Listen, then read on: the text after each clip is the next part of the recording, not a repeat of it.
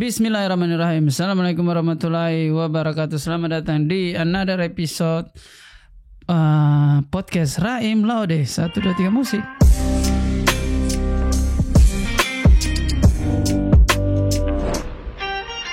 Jadi saya tidak sangka kita sudah sejauh ini kita melangkah bersama-sama. Terima kasih teman-teman di episode ketiga. Belum terlalu lama padahal kita baru saja masuk di minggu ketiga ya. Episode kali ini ada pembahasan yang menarik dan topiknya lumayan banyak. Saya dapat request dari teman-teman di perantauan dan juga orang-orang yang di kampung begitu. Kita mau cerita tentang bagaimana tinggal di apartemen di Jakarta. Maksudnya lika-liku kehidupan di apartemen di Jakarta. Tapi sebelum masuk ke sana, ini kita sementara tag di tanggal 11 hari Jumat, itu berarti Sabtu kamu sudah bisa dengar secepatnya karena langsung mau diedit. Saya baru saja pulang Jumatan tadi dan senang sekali dapat ustaz yang sungguh visioner. Jadi tadi khotib yang ceramah di masjidku tadi di apartemen. Saya juga sholat Jumat di apartemen. Lumayan visioner. Dia ceramah pertama hanya 10 menit. Kemudian ceramah kedua hanya 5 menit. Jadi kurang lebih mungkin total 15 menitan lah. Tidak lama begitu. Saya pikir coba setiap khotib begini ya. Maksudnya langsung ke to the point begitu. Tidak usah terlalu lama begitu. Menarik sekali itu pembahasan yang dia bahas, cerita tentang bagaimana kalau sempat dia bahas sedikit tentang sejarah tembok besar Cina. Keren ya. Dia bilang waktu itu orang Cina bangun tembok besar untuk membatasi dia dengan dunia luar bertahun-tahun, tetapi dia lupa bahwa di tahun awal-awal pertama pembangunan itu masih sering terjadi perang karena orang-orang yang menjaga benteng itu biasa disuap begitu. Dia bilang juga intinya kalau membangun peradaban boleh bermegah-megahan bangun fisik begitu, tetapi juga sumber daya manusianya juga harus dibangun juga, jangan lupa. Menarik ya Ustaz. Saya senang sekali kalau sholat di masjid yang khotibnya tuh banyak pakai unsur-unsur sains begitu, banyak pakai unsur-unsur politik luar negeri. Saya senang begitu. Kita sholat Jumat, tapi di sisi lain selain ilmu agama yang fix itu harus ada, tapi banyak insight-insight lain juga yang kita bisa dapat dan itu keren saja begitu. Terus habis Jumatan tadi saya baru sadar memang harusnya sebelum Jumatan itu sudah paling benar itu sebelum Jumatan kita minum kopi. Karena saya kalau Jumatan duduk di belakang dengar khotib, itu banyak sekali di depan saya orang-orang yang dari belakang kita lihat tidak ada kepalanya. Sering terjadi itu. Ternyata saya kira orang-orang ini ninja turtle, kura-kura ninja, bisa dia kepalanya kasih masuk di dalam. Ternyata orang-orang ini mengantuk. Itulah kenapa saya sebelum Jumatan mesti saya ngopi dulu paginya atau jam-jam 10 begitu. Jadi kalau dengar ceramah itu bisa fokus begitu. Bahkan saya bisa ulangi apa materinya. Bisa fokus, tidak mengantuk begitu. Itu saja Jumatan. Dan menarik, hari ini juga saya baru dapat draft 1 lagu baru kita. Draft 1 lagu baru kita dikirim sama Richard begitu. Jadi teman-teman yang ikuti tahu bahwa akhir Agustus ini kita akan ada materi baru dari Komang Ekspektasi. Kemudian lagu ini judulnya sudah bisa dibilang atau belum ya? Ya sudahlah, judulnya Lesung Pipi. Saya sudah dengar tadi materi mixing masteringnya draft pertama dan draft 1 saja saya sangat puas sekali, tidak sabar kasih dengar ke kamu, tetapi harus diedit lagi, di mixing mastering lebih baik lagi, jadi kamu bisa dengarkan dengan kualitas terbaiknya. Saya tidak sabar lagi di mixing sama orang yang memixing lagu Komang juga, namanya Bung Richard. kemudian kepala produksi dari lagu ini Elifas ini yang MD saya, MD itu musik director saya yang buat lagu khusus yang produseri lagu Salah kemarin dan juga Sang Badut dan juga lagu-lagu saya yang lain kali ya. Terlalu lama juga Elifas yang produksi begitu. Langsung kita masuk ke pembahasan saja hari ini. Kita mau bahas lika-liku kehidupan di maksudnya kehidupan berapartemen di Jakarta. Sangatlah nyambung kalau kita buka dengan prestasi Jakarta. Dan alhamdulillah teman-teman, hari ini Jakarta dinobatkan sebagai kota dengan udara terkotor di bumi. Jakarta dan udara. Coba kita buka Google dulu. Betul Jakarta. Kota dengan udara terburuk di dunia. Nomor 1 kita coy. Wow. Untuk teman-teman yang tidak tahu, saya biasa itu hampir setiap hari saya rajin buka ini. IQ Air. IQ Air apa ya kepanjangannya .com ya. Teman-teman kalau buka website iqair.com, pokoknya dia indeks apa begitu. AKI, indeks kualitas udara, pokoknya bahasa Inggrisnya begitulah, bahasa Indonesianya pokoknya website yang memantau indeks kualitas udara di seluruh kota yang ada di Indonesia. Dan beberapa waktu terakhir ini Jakarta baru menduduki udara terkotor di bumi, betul-betul. IQS itu 1,5 dan termasuk tidak sehat ya kualitas udara Jakarta saat ini. Wow, teman-teman. Ini hari apa nih? Hari ini tidak sehat. Wow. Saya sebentar lagi buka ini. Makanya ada momen-momen dead air lah ya. Iyo coy, 158 AKI US. Apa AKI US? Indeks udara. Coba kita lihat kota terburuknya itu adalah Tangerang 172, kemudian Serang 167, kemudian kota Bandung lumayan buruk juga ya, udaranya 162, kota Jakarta 158. Dan ini kalau kita bisa lihat warnanya dia merah, itu berarti indikatornya tidak sehat begitu. Bagusnya website ini kita dikasih solusi juga begitu. Bagaimana cara melindungi dari polusi udara? Pertama, masker wajah, kemudian pemurni udara, dan itu saya juga pasang di rumah, namanya air parfum. Saya lupa apa namanya. Pokoknya dia adalah mesin yang menyedot udara dulu, kemudian dilempar ke dia dengan udara yang lebih bersih. Hampir mirip dengan cara kerja AC. Kalau cara kerja AC kan diambil udara dari luar, disaring, diambil bersihnya, kemudian ada sistem yang membuat dia udaranya lebih sejuk, lebih dingin, dimasukkan ke dalam ruangan.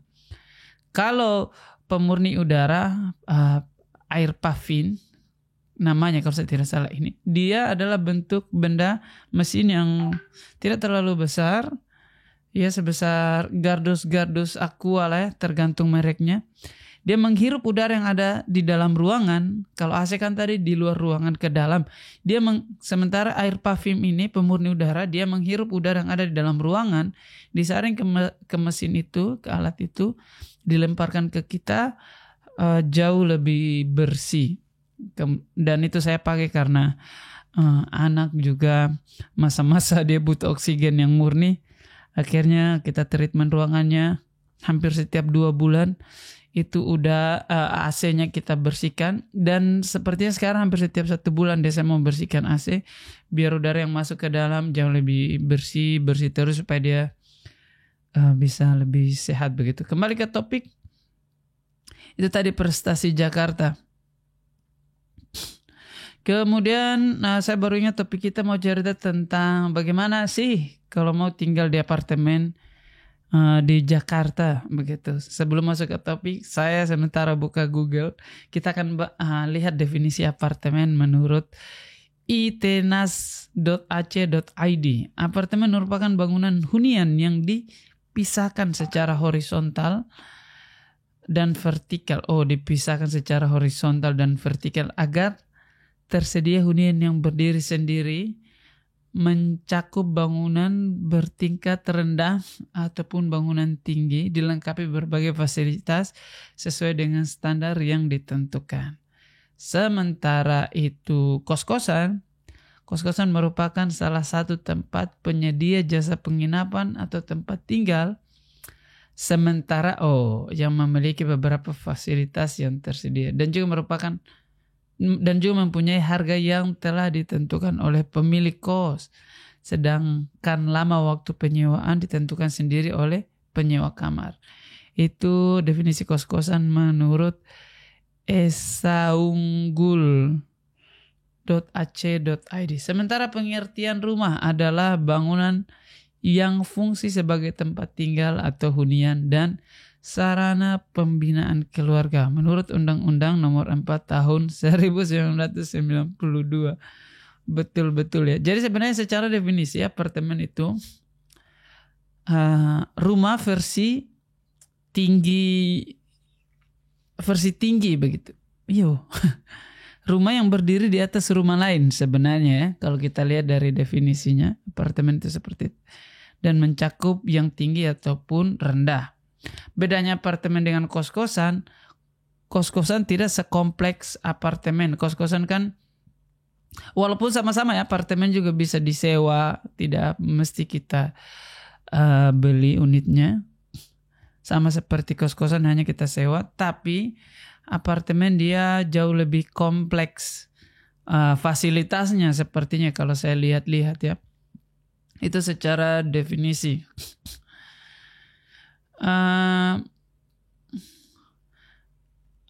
Kalau bicara masalah hunian di tanah rantau ini, saya jadi teringat tentang perjalanan kos-kosan saya dari masa ke masa di tanah rantau ini. Jadi saya merantau di Jakarta itu kurang lebih dari 2016 ya. Kalau itu definisi merantau di Jakarta. Cuman kalau merantau secara umum kan 2012 saya merantau ke Kendari, dari Wakatobi ke Kendari.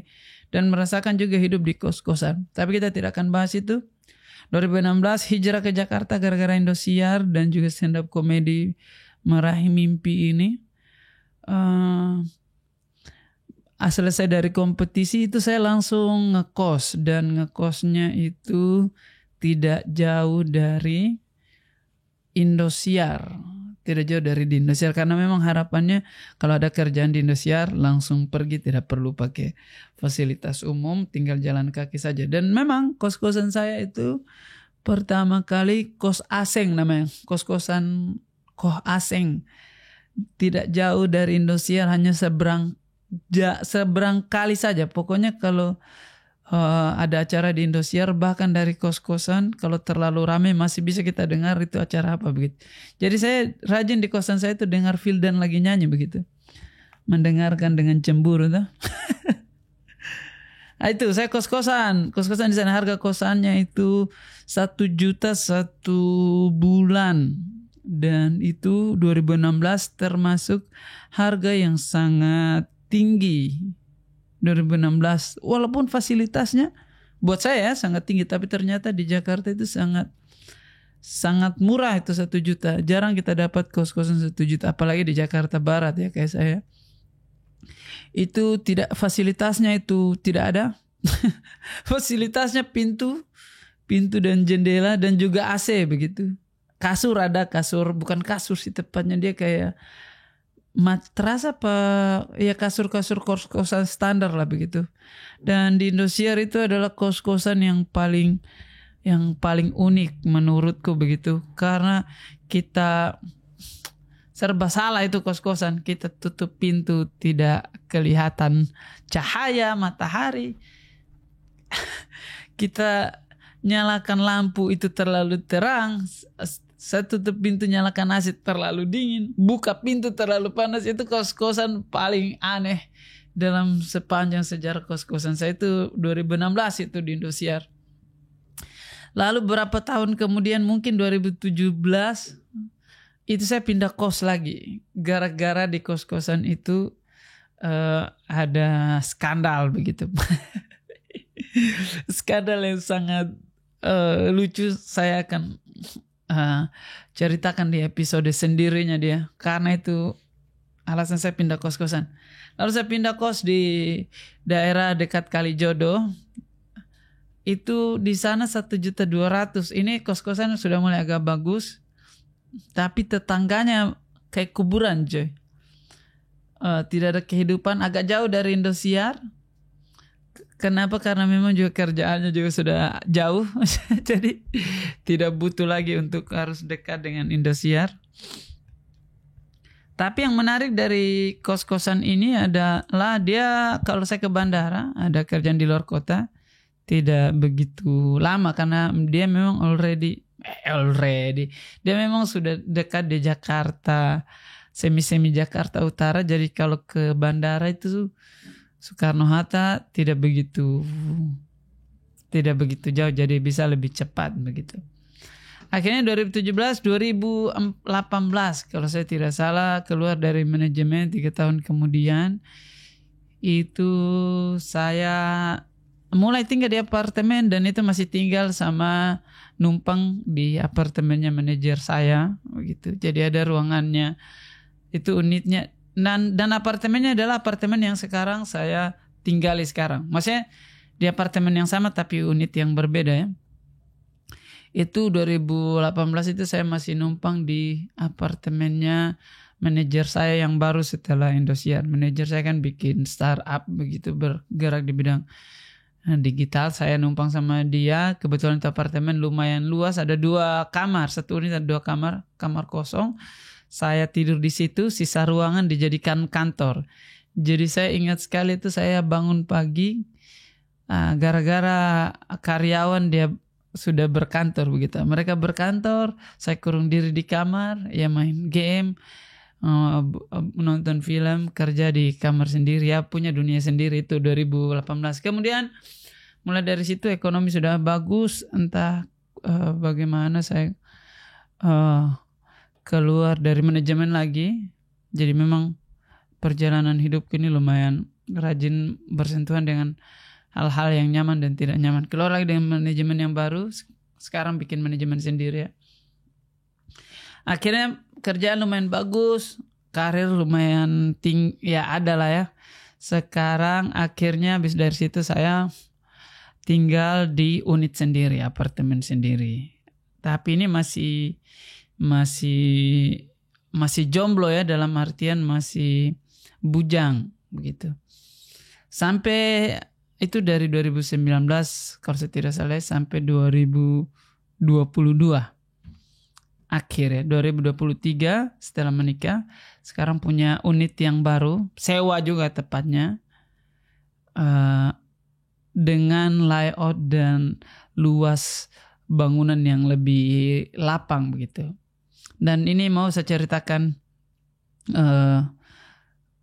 lika-likunya hidup di apartemen. Kemudian kalau sampai sekarang, sampai di mana tuh? Sampai sekarang saya sudah tinggal di unit dan berkantor juga masih di apartemen yang sama. Jadi itu berarti total saya di apartemen ini mungkin dari 2019 sudah tahun keempat apa kelima ya, 20, 21, 22, 23 ya. Iya. Dan itu pindah-pindah dari unit yang kecil sekali cuma 1 kamar, kemudian ke unit yang 2 kamar. Satunya saya jadikan semi kantorku, kemudian tinggal di unit yang luas ini yang VIP 2 lantai. Untuk apartemen gue yang sekarang ini ada 2 lantai begitu. Nanti saya ceritakan. Sekarang kita masuk ke pertanyaan, berapa kisaran hidup di apartemen di Jakarta begitu. Kisaran apartemen di Jakarta setahu saya itu paling murah itu 3 jutaan. Itu paling murah itu. Paling murah di Jakarta apartemen 3 jutaan. Itu pun kamu mesti sangat-sangat beruntung sekali kalau dapat unit yang murah 3 jutaan. Dan saya yakin kalau kau dapat unit yang 3 jutaan itu berarti unitnya kosongan, tidak ada propertinya begitu. Jadi kalau bicara masalah kisaran harga, dia di antara 3 jutaan sampai saya yakin 10 juta sebulan juga ada. Dan ini dalam artian kita sewa ya, bukan beli. Tergantung harganya, tergantung fasilitasnya, tergantung apartemennya di mana juga. Nah, saya kebetulan lumayan beruntung, saya tinggal di apartemen yang ada di Jakarta Pusat, yang waktu itu 2017 tersohor dia angker. Karena pernah ada kejadian, ada waria bunuh diri di sini. Bisa cek di Google lah, ada tuh apartemen Jakarta 2017. Lompat dari lantai 22 kali ya. Kemudian mati, kayaknya orang-orang takut, penghuni pada pindah, harga turun, saya masuk. Jenius itu. Nanti saya ceritakan juga betapa angkernya nih apartemen di episode selanjutnya. Jadi sudah ada 2 utang ya. Akhirnya saya masuk, kisaran harga itu 3 juta sampai 10 juta juga ada, tergantung kau tinggal di mana dan apa fasilitasnya. Kebetulan unit yang saya tinggali sekarang, saya sewanya per tahun, harganya itu 40 sama 50 juta 1 tahun itu. Jadi sekarang saya sewa unit di perkantoran. Jadi biasa apartemen itu selain dia hanya hunian saja, dia juga biasa ada perkantoran, pertokoannya juga ada. Jadi biasa di lantai paling dasar, lantai basement kan parkiran, lantai 1 kan biasa kan perbelanjaan pada umumnya, biasa ada warung, ada rumah makan, ada restoran, ada fasilitas umum, barbershop, pijat, gym dan lain sebagainya. Itu lantai-lantai dasar begitu. Kemudian naik ke atas biasa perkantoran juga ada. Itu di apartemen kita lantai 3-nya sama lantai 5, lantai 3 sama lantai 4 itu perkantoran. Di bawah unit kami itu kantornya biasa kantor hukum, kantor lawyers, ada banyak ya, macam-macam begitu. Kemudian di apartemen ini di lantai paling atas, lantai 22, itu ada perkantoran juga. Dia semi VIP, lebih luas ya, karena yang di 3 itu kantornya yang kantor sebesar ruko kecil begitu. Dan itu bervariasi harganya. Kebetulan karena saya sudah lama tinggal di sini, sudah kenal dengan pengelola, tanya-tanya, cari-cari link, cari-cari relasi begitu. Akhirnya bisa dapat kantor di lantai paling atas dan 1 unitnya itu ada 2 lantai dia. Lumayan, dan harganya itu kurang lebih 40 sampai 50 ya kisarannya. Jadi saya sewa 2 tempat, jadi bisa dibayangkan saja 50 juta dikali 2 untuk kantor dan hunian. Saya ambil kantor juga di sisi lain dari kantor ini, berapa meter dari kantor saya sewa juga unit untuk saya tinggal bersama istri dan keluarga kecilku begitu. Kan sebelumnya kan saya kan di lantai 10, unit biasa ada 2 kamar, ruang tamu, dapur, sederhana lah ya. Semuanya ada tapi kecil begitu. Saya rasa sepertinya tidak akan terlalu nyaman kita di tempat kecil ini, terlebih kita mau jaga anak, kemudian juga saya sudah hampir 3 tahun di tempat ini, butuh juga di refresh mataku begitu. Akhirnya dapat gara-gara punya relasi yang bagus sama pengelola. Akhirnya saya dapat itu apartemen di bagian ujung sisi apartemen paling atas. Jadi jendelaku itu persis menghadap ke Sudirman. Kalau belok ke kanan sedikit leher, persis menghadap ke senja setiap sore. Teman-teman yang follow saya, setiap sore saya rajin story tentang senja dan Jakarta. Itu di depan unitku sendiri begitu. Nah, kalau kantorku di seberang sana ya. Jadi kalau kisaran harga apartemen itu biasanya antara 3 juta sampai 10 juta juga ada, tergantung dari mananya. Kebetulan saya beruntung dapat yang murah, itu kurang lebih 3,5 lah kurang lebih 1 bulan.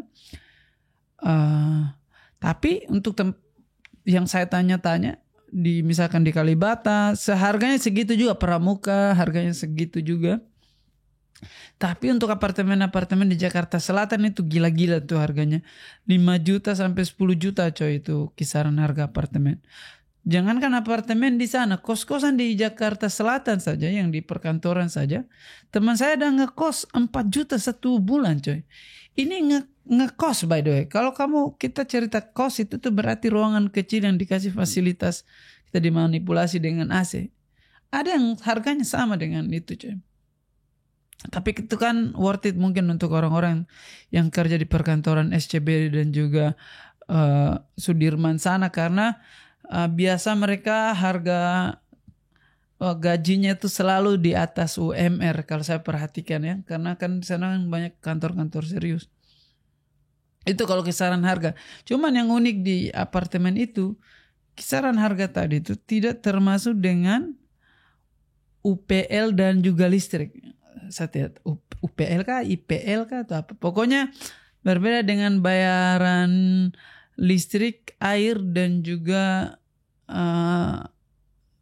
kebersihan ya, karena dia kan ada kebersihan. Bagusnya tinggal di apartemen, kebersihan. Jadi kebersihan itu apa ya definisinya? Pokoknya setiap pagi sampah kita diangkut sama mereka, teras dibersihkan, itu saja. Dan juga uang air. Saya pengeluaran bulanan apartemen itu untuk listrik, air dan kebersihan itu biasanya 1.200.000 sudah paling mahal itu. Dengan biasa kulkas saya tidak kulkas nyala terus, AC juga hampir nyala terus, itu sudah pengeluaran termahal itu. Tapi kalau mau boros, saya pernah kemarin kita bayar tagihan kantor 2 juta 1 bulan. Itu listrik, air dan juga kebersihannya. Tapi kan itu kan tergantung dari pemakaian kita. Kalau mahal mau boros ya silakan. Kalau mau lebih murah ya bisa dikurangi pola borosnya. Kemudian itu tadi kisaran harga. Siapa saja yang bisa tinggal di apartemen? Sebenarnya di apartemen itu siapa saja bisa tinggal asal ada uang. Nah, ada uangnya ini. Tidak siapa-siapa saja. Kalau saya rasa ya, kalau gaji kita UMR di Jakarta, mestinya tidak boleh tinggal di apartemen. Dalam artian maksudnya sangat tidak worth it tinggal di apartemen. Karena UMR 4,9, katakanlah 5 juta.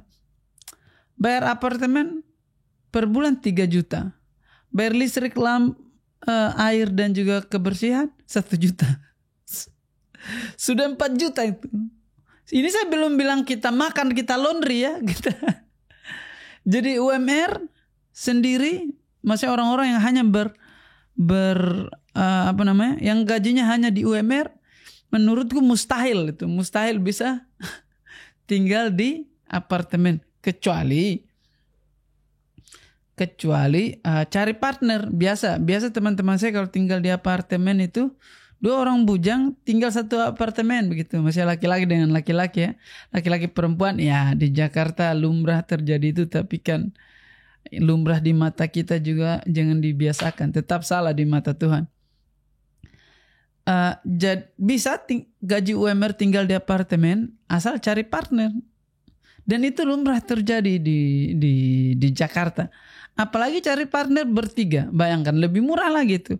Kau dapat unit yang lebih luas, punya kamar masing-masing, tapi dengan harga yang tidak begitu mahal ya. Jadi kalau 3 juta berarti bagi 1.500.000 orang. Listrik 1 juta bagi 500. Ya rata-rata kos-kosan juga kan 1.500.000 ya, 1 juta sampai 3 juta. Jadi masih aman lah. Jadi bisa UMR kalau cari partner, apalagi carikan 2 partner jadi bertiga, atau UMR tapi pemasukannya tidak bergantung pada itu, begitu, punya pemasukan lain, project side kita sebut sama Ulan biasanya. Dia punya gaji utama tapi dia juga rajin ambil project-projectan lain begitu. Bisa, masih bisa. Atau gaji UMR tidak punya project lain, tidak harus cari partner, cari om. Astagfirullahaladzim, cerita apa? Tapi itu di Jakarta rajin, saya curiga rajin, dan saya kan hidup di industri yang kayak syuting, rajin ketemu dengan orang-orang yang banyak yang mengaku dia disponsori, di endorse sama guide, sama itunya, sama om-om ketemu di kota begitu. Biasanya itu. Tapi kalau bicara tentang suka duka tinggal di apartemen ini, kalau saya bandingkan dengan tinggal di kos-kosan dan tapi sebelum lanjut, ada yang menarik juga. Teman saya Ulan itu dia gajinya UMR, menarik dia. Tapi istri juga UMR begitu. Jadi kalau digabung banyak juga tinggal di apartemen. Mereka tinggal di apartemen, cari kontrakan ya. Bisa begitu juga sih diterapkan di apartemen ya. Kemudian kalau bicara tentang suka dukanya tinggal di apartemen. Pertama, suka dukanya tinggal di apartemen itu tergantung juga kok tinggal di apartemen yang mana. Semuanya serba tergantung begitu. Karena di apartemen lain itu tetangga kita banyak biasa yang gay, tetangga kita pedagang narkoba, tetangga kita pembunuh begitu. Pedofilia. Sebenarnya itu duka-dukanya tinggal di apartemen ya. Tapi kebetulan saya lumayan beruntung tinggal di apartemen yang angker. Jadi tidak ada itu orang-orang seperti itu. Tetanggaku bahkan lumayan family guy begitu. Saya kan tinggal di perkantorannya, jadi tetanggaku cuma 1-2 yang tinggal, sisanya kan kantor gitu. Jadi kalau sore sampai malam itu sunyi, seolah-olah satu lantai itu kita yang punya. Tapi waktu di 10 kemarin itu tetanggaku lumayan asik-asik karena family unit ya. Unitnya itu biasa berkeluarga, jadi lebih ramah mental kita ya. Keluar tatap muka, ada say hi, halo Raim. Kemudian tetanggaku yang kemarin tuh dia kalau masak cookies begitu saya dibawakan begitu. Di antaranya kayak tetangga pada umumnya di kampung. Tapi biasanya kalau pengakuan teman-teman saya yang tinggal di apartemen itu betul-betul lu gue begitu. Lu gue. gue. Pokoknya sama kayak kuburan begitu. Tidak ada tutur sapa, tata krama. Pokoknya unsur-unsur PPKN yang kita diajarkan waktu sekolah tidak kepake di apartemen. Untungnya di apartemen itu ada fasilitasnya. Kebetulan apartemenku ini termasuk mungkin apartemen yang miskin. Kayaknya ya. Jadi fasilitasnya cukup saja, tapi tidak sekompleks apartemen yang lain. Dia hanya 3 tower, fasilitasnya itu. Jadi sampai sekarang saya tidak sebut apartemen ya. Nama apartemennya, fasilitasnya cuma ada lapangan bulu tangkis gratis. Ada fasilitas taman bermain di tower 2 lain ada. Ada juga fasilitas kolam berenang. Nah, fasilitas ini lumayan membantu buat kita-kita yang introvert dan tidak punya kehidupan sosial. Bisa berenang sore-sore. Kemudian kalau saya rajin bulu tangkis begitu, bikin jadwal sama anak-anak di kantorku dan juga sama sisi timur, atau paling rajin itu Ulan begitu. Itu fasilitasnya di apartemenku ya. Tapi kalau di apartemen lain itu, misal di katakanlah Grand Pramuka, apartemen Grand Pramuka itu lumayan kompleks dan bagus juga. Dia ada kolamnya, dia ada mall di sekitarnya. Jadi teman-teman yang suntuk, dia bisa langsung ke mall nonton begitu, belanja perabotan, kelengkapan rumah tangga langsung begitu. Kalau saya agak sulit itu. Ya walaupun unitku murah tuh jadi ya lumayan lah ya. Tapi kalau di apartemen lain tuh lumayan kompleks fasilitasnya begitu. Jadi apapun itu sangat cepat dicari. Kalau di tempat tuh jangankan mall, saya kalau mau nonton harus keluar dari apartemen itu agak PR juga. Cuman saya sudah nyaman di sini karena dia murah, kita kenal sama orang-orangnya. Kemudian saya kan tinggal di views yang paling indah. Jadi saya untuk 1 tahun ke depan masih tinggal di sini. Apakah kita akan memilih cari rumah di masa depan? Ya mungkin ya, kalau uangnya kekumpul, atau ngontrak cari rumah di Jakarta Selatan begitu, Jakarta coret lah kita sebut, kayak orang-orang boleh juga, kita tidak tahu ke depan. Yang jelas untuk 1 tahun ini kantorku itu di dekat rumahku, I have everything I need. Sepertinya saya akan stay saja di sini. Jadi itu sebenarnya suka duka dan juga lika-liku tinggal di apartemen, apa lagi ya. Itulah, semoga kamu juga teman-teman kalau mau merantau di Jakarta punya gambaran dan dipertimbangkan dulu. Tinggal di apartemen itu bukan gaya-gayaan, bukan bagaimana. Kebetulan saya kan kerjanya rajin bikin musik. Jadi butuh ruangan yang tidak boleh tetangga ganggu dan tidak boleh membuat tetangga terganggu. Apartemen itu pilihannya karena ruangan, ya walaupun saya masih agak treatment ruangannya supaya semi kedap suara begitu. Harus dipertimbangkan. Hidup ini adalah pilihan. Kalau memilih, bagusnya dipertimbangkan dulu. Cuma jangan terlalu lama begitu. Oke, kita sudah di penghujung acara. Biasanya